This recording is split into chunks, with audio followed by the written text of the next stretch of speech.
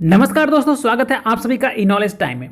दोस्तों, इजराइल और पैलेस्तीन के बीच जो विवादों का मुद्दा है वो काफ़ी ज़्यादा उत्तेजित हो गया है और पैलेस्तीन के सपोर्ट में गाजा पट्टी में जो हमास ग्रुप है वह लगातार मिसाइल्स व रॉकेट से इजराइल पर हमले कर रहा है। इसके जवाब में इजराइल भी गाजा पट्टी पर हमले कर रहा है और यह दिन प्रतिदिन बढ़ता ही जा रहा है। ऐसा बताया जा रहा है कि हमास द्वारा इजराइल पर 1500 से अधिक मिसाइलें फायर की गई हैं। हालांकि इजराइल के पास जो आयरन डोम एयर डिफेंस सिस्टम है वह इजराइल को ज़्यादा नुकसान होने से बचा लिया है, लेकिन यहाँ पर गाजा पट्टी और पैलेस्तीन के पास ऐसा कोई डिफेंस सिस्टम नहीं है जो इजराइल के एयर अटैक से उसे बचा सके। तो दोस्तों, यहाँ पर आपको बहुत ही संक्षिप्त में बता देते हैं कि एक्चुअल विवाद का मुद्दा कहाँ से उठा। तो जैसा कि आप यह देख सकते हैं, यह है इजराइल का मैप और यहाँ पर पैलेस्तीनियन रहते हैं।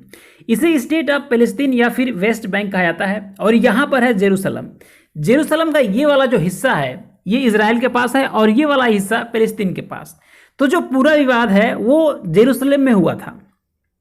जेरूसलम में आप देखेंगे तो यहाँ पे जो कंपाउंड दिख रहा है, ज्यूविश लोग इसे टेम्पल माउंट कहते हैं और जो मुस्लिम है इसे अल हराम और शरीफ कहते हैं।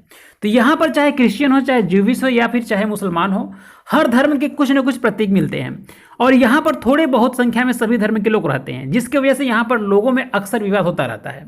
तो इजरायली फोर्सेज यहाँ पर अल अक्सा मस्जिद पर आई और यहाँ पर जो आसपास के लोग हैं उनको हटाने लगी। इसको लेकर जो पैलेस्तीनियन है वह काफ़ी ज़्यादा गुस्से में आ गए और उनके बीच तनाव की स्थिति बन गई। अब यहाँ पर जो गाजा पट्टी है, यहाँ का जो हमास ग्रुप है वह इजराइल के इस बर्ताव से काफ़ी नाराज हुआ और वह इजराइल पर बॉम्बिंग शुरू कर दिया, जिसके जवाब में इजराइल भी हमास पर अटैक करना शुरू कर दिया और यह विध्वंसक रूप ले चुका है। अब इन सारी चीज़ों को देखते हुए जो मुस्लिम मेजोरिटी कंट्री है, स्पेशली जो अरब देश हैं, वो पैलेस्तीन के सपोर्ट में एक साथ आ रहे हैं। इसमें अभी जो सामने आया है वह है कि टर्की और पाकिस्तान पैलेस्तीन के सपोर्ट में एक साथ आए हैं और वह इजराइल को गाजा पट्टी पर अटैक करने से रोकना चाहते हैं और ये साथ में मिलकर ये भी बात कर रहे हैं कि किस तरह से जो पैलेस्तीन है और हमास है उनको डिफेंड कर सकते हैं। इजराइल को रोकने के लिए टर्की के प्रेसिडेंट और पाकिस्तान के प्रधानमंत्री के बीच बातचीत हुई। टर्की का कहना है कि इजराइल जिस तरह से पैलेस्तीन और गाजा पट्टी के साथ अमानवीय व्यवहार कर रहा है और गैर कानूनी तरीके से उन पर हमले कर रहा है, यह ठीक नहीं है, हमें यह सब रोकना होगा।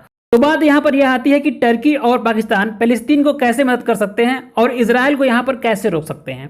तो इन दोनों देशों ने आपस में बात करी और कहा कि हम इस मुद्दे को लेकर यूनाइटेड नेशंस में जाएंगे ताकि ये जो अटैक है वह किसी प्रकार से रोका जा सके।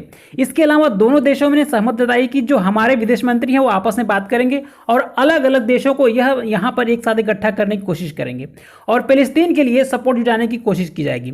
और इन देशों द्वारा एक बात और कही जा रही है कि जो OIC समूह है उनसे भी मदद मांगी जाए। तो यहाँ पर OIC समूह की बात करें तो यह एक ऑर्गेनाइजेशन ऑफ इस्लामिक कॉरपोरेशन है जो मुस्लिम मेजोरिटी देशों का एक समूह है। इसको बनाया गया था 1969 में। इसको बनाने का मुख्य उद्देश्य यही था कि जो मुस्लिम देश हैं या जहाँ पर जो मुस्लिम लोग हैं उनको सेफ गार्ड प्रोवाइड किया जाए। यह ऑर्गेनाइजेशन यूनाइटेड नेशंस के बाद दुनिया का दूसरा सबसे बड़ा ऑर्गेनाइजेशन है। तो जो पाकिस्तान है वह कह रहा है कि OIC समूह में जितने भी मुस्लिम मेजोरिटी देश मेंबर्स हैं उनकी एक इमरजेंट मीटिंग हो और आगे पैलेस्तीन को लेकर क्या किया जाए इस पर एक फाइनल डिसीजन लिया जाए, क्योंकि पैलेस्तीनियन के साथ जो अत्याचार हो रहा है वो असहनीय है। यह था टर्की और पाकिस्तान का पैलेस्तीन को लेकर स्टैंड। बाकी जो मुस्लिम मेजोरिटी देश है पैलेस्तीन के सपोर्ट में क्या करते हैं यह देखने वाली बात होगी।